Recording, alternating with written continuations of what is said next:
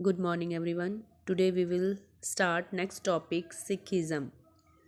In the late 15th century, Saint Guru Nanak became very popular among the people of Punjab. Punjab के लोगों के बीच 15th century के near about Saint Guru Nanak जो है बहुत ही पॉपुलर हो गए.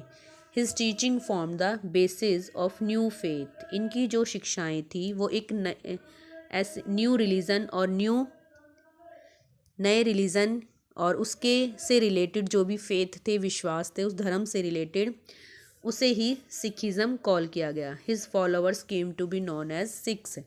और सिखिज़म के जो फॉलोअर थे, जिन्होंने सिखिज़म धर्म की जो भी टीचिंग्स थी उनको फॉलो किया, उन्हें सिख कॉल किया गया. Guru Nanak was born at Talwandi. Guru Nanak ji जो हैं उनका जन्म तलवंडी विलेज में, लाहौर के पास एक विलेज तलवंडी है, उसमें यहाँ पर इनका जन्म हुआ 1469 में. Later he settled in Kartarpur near Lahore.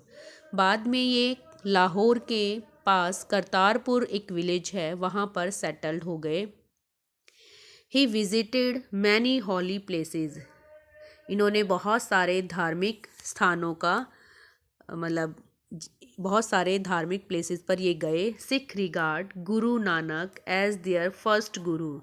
Sikh जो हैं उन्होंने अपने फर्स्ट गुरु के रूप में गुरु नानक जी को माना. गुरु का मतलब होता है एक स्पिरिचुअल लीडर, एक धार्मिक, एक आत्मिक, धर्म से रिलेटेड, भक्ति से रिलेटेड, सिख धर्म से रिलेटेड जो एक ज्ञान देता था, उसे गुरु नानक इन्होंने अपना फर्स्ट गुरु माना.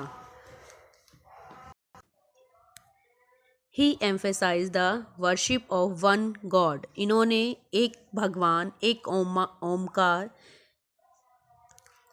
की वर्शिप पर बल दिया. He also placed importance on the guru's role as the one who can lead the people on to the path of bhakti. He rejected caste and class differences. इन्होंने गुरु नानक जी जो हैं, इन्होंने गुरु का क्या रोल होता है किसी भी मनुष्य की लाइफ में, किस तरह से गुरु जो है भक्ति के मार्ग को एक भक्त को बताता है कि किस तरह से गुरु के दिखाए मार्ग पर चलकर वो अपने परमात्मा को, ज्ञान को प्राप्त कर सकता है. इन्होंने गुरु नानक जी ने किसी भी कास्ट या किसी क्लास डिफरेंस मतलब कोई रिच है या पुअर है, इस तरह का डिफरेंस, तो इन्होंने जाति से संबंधित या किसी हायर स्टेटस या लोअर स्टेटस से संबंधित जो भी रिलीजन्स में फाउंडेशन का वर्क करती थी, उन सभी को रिजेक्ट किया. मतलब अगर कोई सिख धर्म को अपनाना चाहता है तो वो चाहे किसी जाति से बिलोंग करता हो या किसी भी स्टेटस से बिलोंग करता हो, सभी इस धर्म के अकॉर्डिंग इक्वल थे, सभी इसको ज्वाइन कर सकते थे. नेक्स्ट आता है Guru Nanak teachings. Guru Nanak preach 3 principles for a good life. Guru Nanak ji जो हैं उन्होंने अपनी शिक्षाओं में जो मतलब उन्होंने उपदेश दिए, उनमें उन्होंने 3 प्रिंसिपल्स बताए एक अच्छा जीवन जीने के. क्या? नाम जपो या मेडिटेशन, मीन्स ध्यान लगाकर परमात्मा का जो नाम है उसे स्मरण कीजिए. किर्त करो का मतलब हार्ड वर्क करो और जो भी अर्न करो वो ऑनेस्टली, अच्छे ईमानदारी से किए हुए कार्यों के थ्रू अर्न होना चाहिए. ये नहीं कि चोरी डकैती, इससे जो कमाओ उससे तुम्हारा घर चले. तुम जो भी अपनी फैमिली के लिए करो, कमा कर लाओ, वो एक ईमानदारी से अच्छे कार्यों के थ्रू किया गया हो. ठीक है, वो कमाई जो है ईमानदारी से कमाई हो. उसके बाद आता है वनचकना. वनचक्कू का मतलब है बेटा share your earning with unfortunate ones. Means ऐसे पर्सन्स जिनके पास वो सोर्स नहीं है जिससे वो अपना ज़रूरतों को पूरा कर सकें.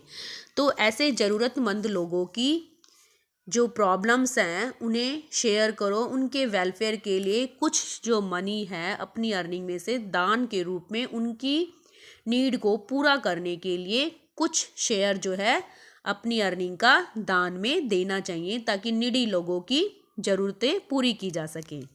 ओके, नेक्स्ट आता है नानक्स वर्क। नानक जो है उन्होंने कौन से वर्क किए? Nanak's teachings are compiled in the Guru Granth Sahib in the form of verses. Nanak ji जो हैं उनकी जो भी टीचिंग्स शिक्षाएं हैं वो गुरु ग्रंथ साहिब में श्लोकों के रूप में संकलित की गई हैं। इट इज़ ऑल्सो कॉल्ड आदि ग्रंथ। इसे गुरु ग्रंथ साहिब को आदि ग्रंथ भी कॉल किया गया है। It is the holy scriptures of the Sikh.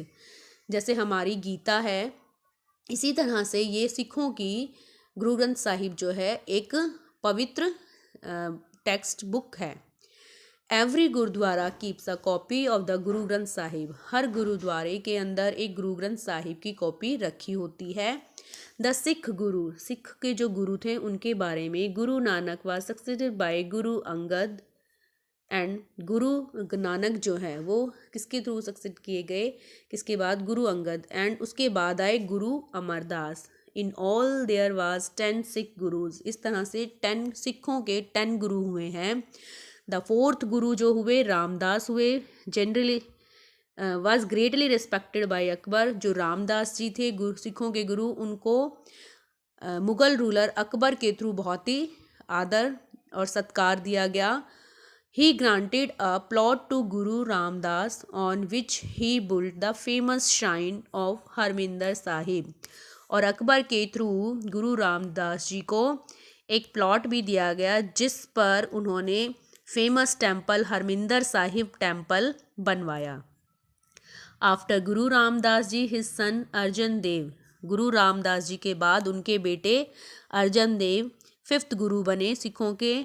And the position of the Guru became hereditary. और इस तरह से गुरुओं की जो एक पोजीशन थी, एक पद था, वो वंशानुक्रम हो गया। Guru Arjan Dev compiled the Guru Granth Sahib. गुरु अर्जन देव जो हैं उनकी शिक्षाएं भी गुरु ग्रंथ साहिब में मिलती हैं। He was executed by Jahangir.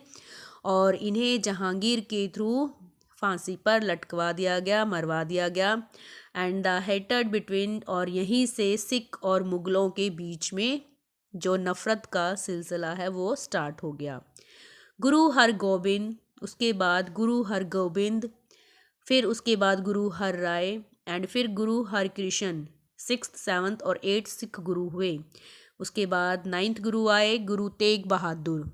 ठीक है, इन्हें औरंगजेब ने एग्जीक्यूट कर दिया था ताकि वो अपने रिलीजन्स के जो भी रीति रिवाज या अपने रिलीजन्स की जो भी मान्यताएं हैं उन्हें बरकरार रख सके। इन्होंने गुरु तेग बहादुर को क्यों लटकवा दिया फांसी पर? क्योंकि कहीं ना कहीं वो अपने सिखिज़म को सपोर्ट कर रहे थे और मुग़लों को, ये जो औरंगजेब थे, उन्हें लगता था कि उनके धर्म के अगेंस्ट जाना है ये, कि वो सिख धर्म को इतना प्रचार कर रहे हैं या उसका इतना जो एक्सपेंडिंग हो रही है वो इन्हीं के धर्म की नेग्लिजेंसी की वजह से हो रही है, इसीलिए उन्होंने उनको मरवा दिया। नेक्स्ट आता है बेटा गुरु गोबिंद सिंह वाजदा। गुरु गोबिंद सिंह जो सिखों के 10th गुरु हुए और ये लास्ट गुरु हुए। ही वाज गुरु तेग बहादुर सन। ये तेग बहादुर के बेटे थे।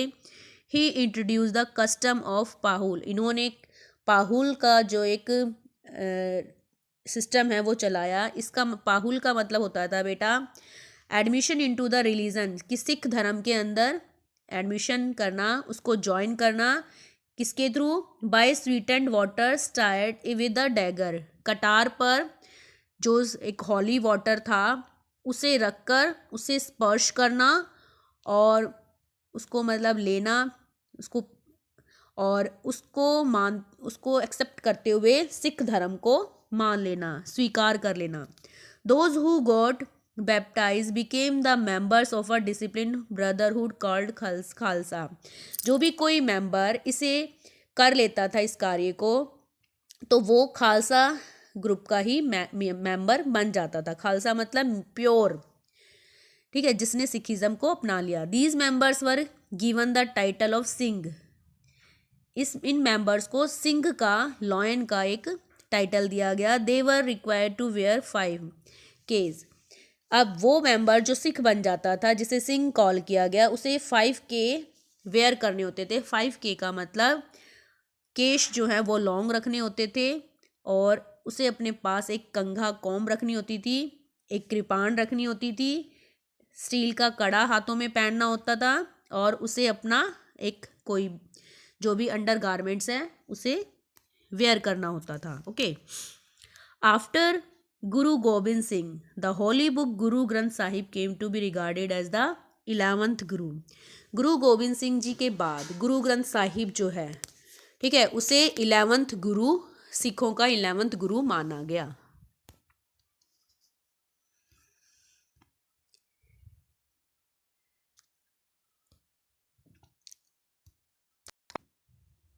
And the ever lasting Guru of the Sikh. जो गुरु ग्रंथ साहिब है उसे 11th और लास्ट गुरु सिखों का कहा गया। The Khalsa group took over the work of spreading it's message.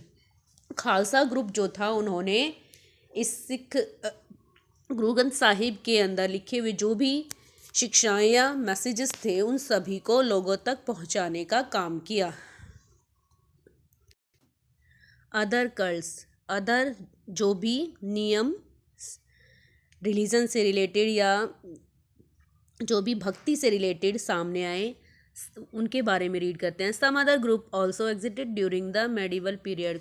इस मेडिवल टाइम पीरियड के अंदर कुछ अनदर ग्रुप भी सामने आए जिन्हें नाथपंथी, सिद्ध एंड योगी ग्रुप कॉल किया गया। ये भी प्रोमिनेंट हुए मेडिवल टाइम पीरियड पर। They ask their follower to give up the world. ये भक्ति मार्ग को अपनाने के लिए पूरी तरह से संसार को छोड़ने के लिए स्ट्रेस देते थे। Their philosophy included training of mind. इनकी फिलॉसफी, इनका जो मानना था वो क्या था कि उन्हें अपने माइंड को, अपनी बॉडी को मेडिटेशन करने के लिए पहले ट्रेन करना होगा, प्रशिक्षित करना होगा, सीखना होगा उन्हें कि किस तरह से मेडिटेशन करना, और मेडिटेशन करते हुए किस तरह से वो अपने भक्ति मार्ग को अपनाते हुए परमात्मा को प्राप्त कर सकते हैं। एंड ब्रीथिंग एक्सरसाइज, जो सांस लेने की, मेडिटेशन के टाइम पीरियड पर जो ब्रीथ करने की एक जो एक्सरसाइज है उसे कैसे वो कर सकते हैं उसके लिए उसको सीखना होगा। But this cult did not gain popularity as not many people join them. लेकिन ये जो नियम थे ये ज़्यादा लोगों के बीच में पॉपुलर नहीं हुए। क्यों? और ना ही ज़्यादा लोगों ने इन्हें ज्वाइन किया। क्यों? क्योंकि ये पूरी तरह से घर को छोड़कर जो भी अपने मार्ग को अपनाने, मेडिटेशन करने के लिए, उनका कहना था कि जो भी संसार है इसे छोड़कर उन्हें अपना एकाकी जीवन जीना होगा और अपने घर की गृहस्थ जीवन को छोड़कर पूरी तरह से परमात्मा के ध्यान में उन्हें लिप्त होना होगा। इसीलिए ज़्यादा लोगों ने इन्हें सपोर्ट नहीं किया। तो ये था बेटा आपके चैप्टर की रीडिंग जो कि कंप्लीट होती है।